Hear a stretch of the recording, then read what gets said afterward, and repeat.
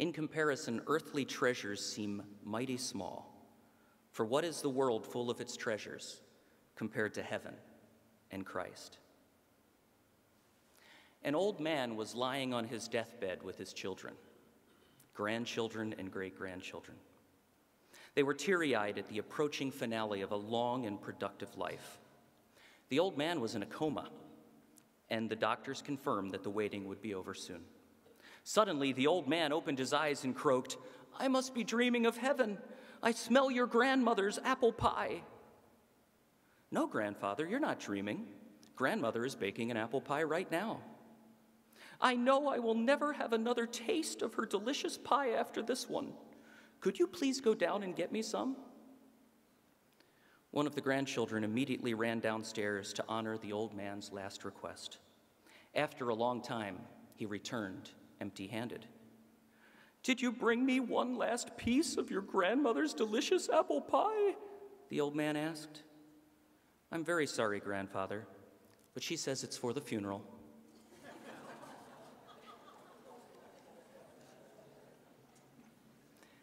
Even though we know that our loved ones who die are now enjoying these greater blessings than any apple pie here on earth, the scriptures leave precious promises of encouragement and comfort for us who remain. The dead in Christ will rise first. After that, we who are still alive and are left will be caught up together with them in the clouds to meet the Lord in the air, and so we will be with the Lord forever. Therefore, encourage each other with these words. John 14, "Do not let your hearts be troubled. Trust in God, trust also in me. In my Father's house are many rooms. If it were not so, I would have told you. I am going there to prepare a place for you, and if I go and prepare a place for you, I will come back and take you to be with me, that you also may be where I am." Comfort one another with these words. "Today," he said, "I need to tell you that I will be moving back home to Pennsylvania to be with Judith and to work from a home office. If Christ tarries and we all die, I will see you all again in our heavenly home. But if the rapture trumpet sounds while we are still here, you in Ohio and me in Pennsylvania, I will meet you there in the air, and we can go home together." He continues, "Three of my favorite scriptures, ones that I have worn out over the years when I'm faced with major decisions, when I must make a choice that has significant consequences.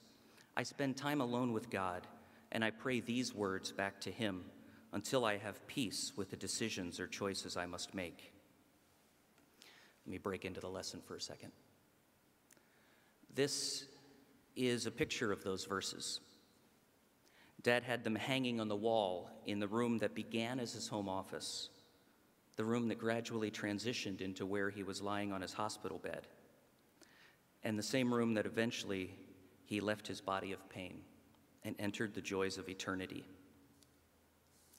These are very important verses to my dad, and I think to us as well. Would you read them with me? "Trust in the Lord with all your heart, and lean not on your own understanding. In all your ways acknowledge Him, and He will make your paths straight.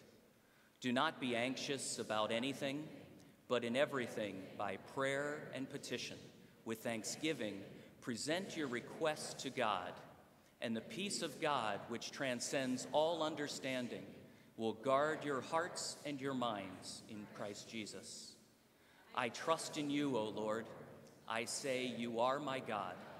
My times are in your hands."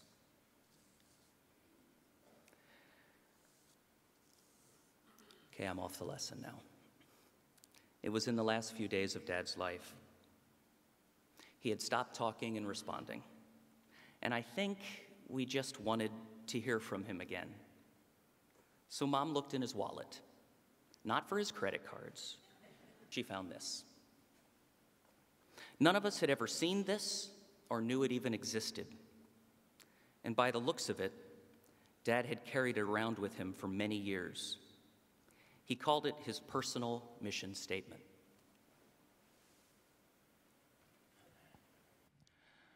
I'd like to read it. Personal mission statement of Al Kober. I am a sinner saved by the grace of God, to glorify God and enjoy Him forever, to demonstrate true biblical love to all people. Love is giving to meet the needs of others without expecting anything in return. Everything I have is on loan from God, and I must give an account to Him as to how I use it.